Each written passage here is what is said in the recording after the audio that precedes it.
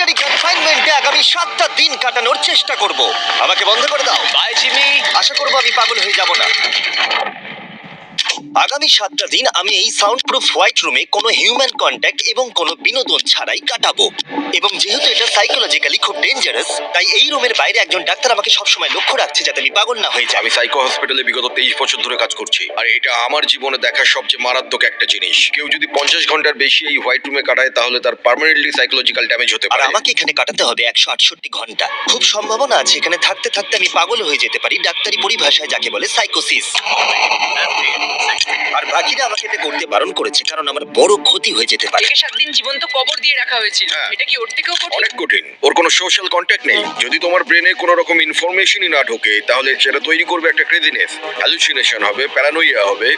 এবং আগামী এক সপ্তাহের জন্য আমার কাছে যা আছে সেটা হলো একটা ঘুমানোর জন্য বেড, একটা নোটবুক আর একটা পেন, একটা রিফিলেবল জলের বোতল, টুথব্রাশ আর টুথপেস্ট আর একটা সোপ, বাথরুম করার জন্য একটা টয়লেট আর জল ব্যবহারের জন্য একটা সিঙ্ক। আমার কাছে এটা স্পষ্ট হয়ে গেছিল যে গোটা চ্যালেঞ্জ জুড়ে নিজেকে এন্টারটেইন করাই সবথেকে কঠিন কাজ হবে, বিশেষত 9 ঘন্টা পরে যখন আমি এটা করলাম। তোমরা হয়তো ভাবছো এই দেওয়ালে কতগুলো টাইলস আছে। সঠিক উত্তর হলো 1900। আর যদি তোমরা রুফ আর ফ্লোরটাকেও ধরো তাহলে এখানে 2860 খানা আছে। এবং সব থেকে বেশি যেটা গুরুত্বপূর্ণ, আমার পেটের জন্য এবার আমাকে খেতে হবে। তাই যদি তোমরা ভাবো কোথা থেকে আমি এখানে খাবার পাবো, এখানে একটা কনভেয়ার বেল্ট আছে যেটা 100 ফিট লম্বা। তাই কোনো হিউম্যান ইন্টারাকশন ছাড়াই আমি এখানে খাবার পাবো। আমার মনে হয় আমি এখানে 14 ঘন্টা কাটিয়ে ফেলেছি, কিন্তু আমি ভাবতেই পারিনি যে আমি 2 ঘন্টা কম হিসেব করেছি। এবং এই চ্যালেঞ্জের সব থেকে খারাপ বিষয় হলো এখনো পর্যন্ত আমাকে কেউ খেতে দেয়নি। এবং সৌভাগ্যবশত এখানে আসার আগে আমি পেট ভরে খেয়ে এসেছিলাম। কিন্তু এটা খুব ভালো হবে যদি কেউ আমাকে তাড়াতাড়ি কিছু খেতে দেয়। আমার কিন্তু বেশ খিদে পেয়ে গেছে। তুমি কি তোমার হাতটা ধুয়েছিলে? হ্যাঁ, আমি ধুয়েছিলাম। না, ও ধোয়নি। আমরা ওকে এমন খাবার পাঠাবো যাতে ও টাইমটা না বুঝতে পারে। যেমন এখন বাজে 6টা আর আমরা ওকে ব্রেকফাস্ট পাঠালাম। কখন আমার বন্ধুরা আমাকে খেতে দেবে? আমার খিদে পেয়েছে, আমার খিদে পেয়েছে। আর যেহেতু এই রুমটা সাউন্ড প্রুফ, তাই খাবার আসলে আমি বুঝতেই পারিনি যতক্ষণ আমি 2 ঘন্টা পরে চেক করে দেখলাম। আমি খিদের চোটে হাঁটতেও পারছি না। এটা তো এবার ড্রামাটিক হয়ে যাচ্ছে। Come on. তারপরে আমি যখন চেক করলাম, আমি তো আশাই করিনি যে খাবার আসবে। এটা কিন্তু দারুণ খেতে। এটা ঠান্ডার শুকনো নয়, তবু এটা খেয়ে আমি বলবো যে এটা কিন্তু দারুণ খেতে। এই সলিটারি কনফাইনমেন্ট সেটটা পুরো মেটাল চেন দিয়ে বাঁধা আছে। আর যদি এখানে আগুন ধরে যায় তাহলে ওরা আসার আগেই সম্ভবত আমি পুড়ে মরে যাব। যাই হোক, এটা না ভেবে আমি বরং অন্য কিছু ভাবি। আর পরের কয়েক ঘন্টা আমি নিজেকে যতটা সম্ভব বিনোদনে রাখবার চেষ্টা করে গেলাম। এটা তো দারুণ ছিল। ওর কাছে কিচ্ছু নেই আর ওর করার মতনও কিচ্ছু নেই, কিন্তু যদি এটা প্রাথমিক উদ্দীপনার জন্য করে থাকে তাহলে আমার মনে হয় যে 7 দিনও হয়তো এখানে কাটাতে পারবে। এটা দারুণ ব্যাপার, যখন তুমি একটা মানুষের কাছ থেকে সবকিছু সরিয়ে নাও তখন একটা সাধারণ মেটাল প্লেট একটা আইফোনের মতোই মজা দেয়। ও এত বোর হচ্ছে যে ওর এখন উল্টোপাল্টা জিনিস করতে ইচ্ছে করছে। এটা কিন্তু একটা খুবই অমানবিক অভিজ্ঞতা। এবার আমি একটু ঘুমিয়ে নিই আর দেখা যাক কি হয়। আমার মনে হয় আমি এখানে 40 ঘন্টা কাটিয়ে ফেলেছি। ও যে সময়টা ভাবছে সেটা আসল সময় থেকে 6 ঘন্টা বেশি। তার মানে হলো এখন দ্বিতীয় দিনের বিকেল 4টে বাজে। আমার মনে হয় ও আজকে ঠিকঠাক থাকবে। সময়ের হিসাব হারানো অন্য সমস্যাও ডেকে আনলো। বুঝতে পারছি না আমি কি করব। আমার একদম ঘুমোতে এখন ভালো লাগছে না। এই লাইটগুলো আমার মাথায় প্রচন্ড পরিমাণে চাপ ফেলছে। আমি হয়তো আগামী 5টা দিন এখানে শুয়েই কাটিয়ে দেবো। ওর এই না ঘুমানোর কারণ হলো ওর এখন ঘুমের দরকার নেই। ও ঘুমোতে চায় কারণ যাতে সময় তাড়াতাড়ি কেটে যায়, কিন্তু ওর যেটা করার তা হলো ওর জাগার পর এমন কিছু করা যাতে ওর মনোযোগটা অন্যদিকে থাকে। ও তো দেওয়ালে উঠছে। এটা হলো মানুষের মুক্তির জন্য একটা স্বাভাবিক প্রতিক্রিয়া। সে তার প্রাথমিক প্রবৃত্তির দিকেই এগোচ্ছে। আমি কেন তখন ভেবেছিলাম 4টে বাজে? আমার কি এটা 9টা ভাবা উচিত ছিল না? আর যখন আমি দিনের প্রথম খাবারটা খেলাম তখন আসলে বিকেল 4:30 বাজে। সত্যি বলতে খাবারটাকে দেখতে দারুণ লাগছে, কিন্তু এটা খুবই ঠান্ডা।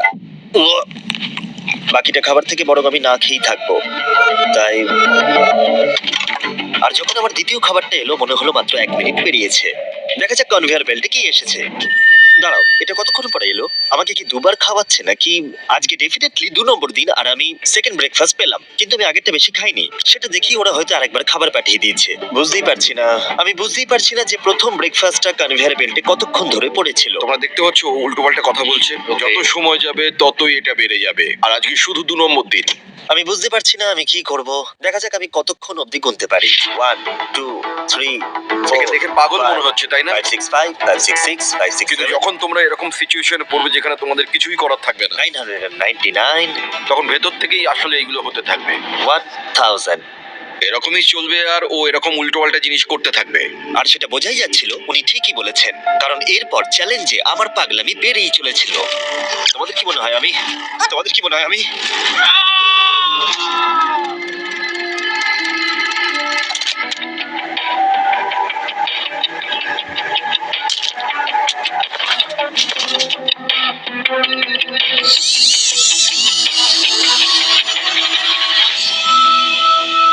আর আমার যেটা স্ট্র্যাটেজি ছিল যে এই চ্যালেঞ্জে আমি বেশিরভাগ সময়টা ঘুমিয়ে কাটিয়ে দেবো, সেটা আমাকে অন্য সমস্যায় এনে ফেলে দিল।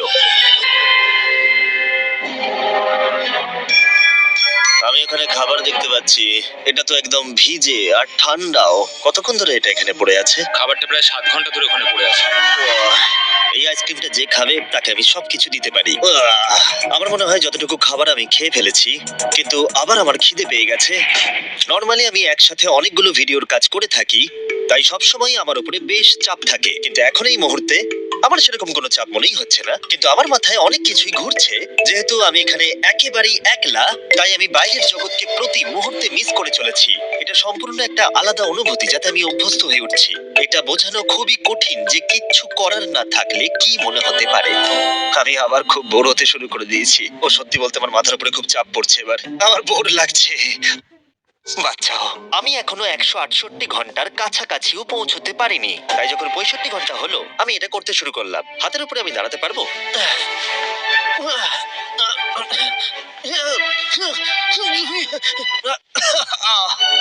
এখানে আসার আগে যদি কেউ হাতের উপরে দাঁড়ানো আমাকে শিখিয়ে দিত তাহলে খুবই ভালো হতো।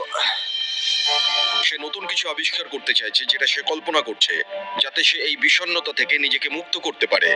আমি কল্পনা করছি যেন এখন আমি একটা পার্কে হাঁটছি। এখানে সবুজ ঘাস আছে, একজন মাছ ধরছে, ওই দৃশ্যগুলো লিটারালি নিজের মাথায় কল্পনা করছে। ও মাই গড। আর আজকে খুব রোদও উঠেছে। পাখির আওয়াজও শুনতে পাচ্ছি। তুমি আমাকে পার্কে হাঁটার মাঝে বাধা দিলে। ও মাই গড, আমরা শুধু দেখছি ও কতটা পাগলামো করছে। ও, ওরা আমাকে খাবার পাঠিয়ে দিয়েছে। আর এখানে আছে একটু রাইস, সুইট পটেটোস আর স্টেক। এটা এখনো পর্যন্ত এই চ্যালেঞ্জের সব থেকে ভালো খাবার। যদি তোমরা এখানে দেখো, তোমরা একটু রাইস দেখতে পাবে। আর কোনো সাধারণ মানুষ সম্ভবত এই রাইসটাকে খেয়ে নেবে, কিন্তু আমি এটাকে গুনবো। 13, 14, 15, 16, 17, 18, 97, 98, 99, 100, 101, 265, 266, 267, 307, 308, 309, 310, 421, 422, 445, 446, 447। এখানে টোটাল 447টা চাল আছে এই মেটাল প্লেটেতে। এই তথ্যটা তোমাকে মানুষ হিসেবে সম্পূর্ণ চেঞ্জ করে দিতে পারে। আমার নিজেকে খুব ক্লান্ত মনে হচ্ছে। আমার মনে হয় এটা সম্ভবত 5 নম্বর রাত। আমি চ্যালেঞ্জের হাফ অব্দিও পৌঁছাইনি আর আমি বাদ দিয়ে ফেলেছি একটা গোটা দিন। আমি এখন একটু বাথরুমে গিয়ে ঘুমোতে চাই, কারণ এখানে আলো কম পৌঁছবে, যেটা আমার সব থেকে বুদ্ধিমানের কাজ ছিল, কারণ আমি বাথরুমে প্রায় 12 ঘন্টা ঘুমিয়ে কাটিয়ে দিয়েছিলাম। আমরা অফিসিয়ালি চ্যালেঞ্জের হাফে পৌঁছে গেছি, 84 ঘন্টা। আমরা নয় জিমি, আর সেটা আমরা ওকে পরের খাবারে জানাবো। আমরা এটা ভালো করে সসে মিক্স করে দিই। ও লেটারগুলোকে একসাথে করলেই জেনে যাবে। আমার এবার খিদে পেয়েছে এবার এবার আবার কি দিয়েছে দেখি। এটা আবার কি? ও কখনো স্পিগাটিওস খায়নি। আর আমি শুধুমাত্র নামটাই ভুলে গেছিলাম তাই নয়, এটাকে কি বলে? এটা হলো একটা রোল। আর এখানে অনেক সস আছে আর একটা রোল। এটাকে কেচাপের মতো খেতে। ও লেটারগুলোকে খেয়ালই করলো না। আও, এটা একটা এন। Yay! তোমরা এই 4টে স্পেগেটিউসকে বার করতে ভুলে গেছো। না, না, ও যতবার লেটারগুলো খুঁজে পাচ্ছে খেয়ে নিচ্ছে। আমি আশা করবো ওয়ার্ডগুলো আমার জন্য কোনো সংকেত ছিল না। যদি আমি এরকম করতাম যে ওই ওয়ার্ডগুলোকে খাওয়ার আগে আমি যদি সাজিয়ে দেখতাম ওটা কি লেখা আছে তাহলে ভালো হতো। আশা করি ওরকম কিছু ওরা সংকেত পাঠায়নি। জিমি যখন বেরিয়ে সেই ফুটেজটা দেখবে ও পাগল হয়ে যাবে। ডিপ্রেশন। এরপরে এই উজ্জ্বল আলো আমার মাথা ব্যথার কারণ হয়ে দাঁড়ালো। আমার এখন মাথাটা খুব যন্ত্রণা করছে আর আমার এখন খুব জোরে খিদে পেয়েছে। আমার শরীরে এসব কি হচ্ছে? ও এখন খাবার চাইছে, কিন্তু ওর যতটা ক্যালোরির প্রয়োজন সেটা ও পেয়ে গেছে। এর কারণ হলো ও এতটাই উত্তেজনাহীন রয়েছে, মনে হচ্ছে খিদে পেয়েছে। ওরা আমাকে খাবার পাঠিয়েছে কিনা আমি দেখছিলাম বারবার এবং বারবার। আমার একদম ভালো লাগছে না। তোমাদের কি মনে হয় এটা করার জন্য আমি কোনো আঘাত পেতে পারি? তোমার এটা করা উচিত নয়। হ্যাঁ, ঠিক বলেছো, আমার এটা করা উচিত নয়। এখানে একটা ম্যাকডোনাল্ডস এর ব্যাগ দেখতে পাচ্ছি, আর এটা অনেকটাই হালকা মনে হচ্ছে। যদি এর মধ্যে ম্যাকডোনাল্ডস এর কিছু না থাকে তাহলে আমি খুব ডিপ্রেসড হয়ে পড়বো। আরে এখানে তো আছে, দারুণ ব্যাপার। যখনই আমি খাবার পাই আমার মনে হয় আগামী 20 মিনিট খুব আনন্দে কাটবে। আমি মানুষদের অনুভব করতে পারছি, আমার হাসি বন্ধই হচ্ছে না। আমি খুব খুশি। আর তারপরে যখন আমার খাবার শেষ হয়ে গেল তখন আমি আবার হতাশ হয়ে গেলাম যে এরপরে আমি কি করব। এখানে যেন আমার সময়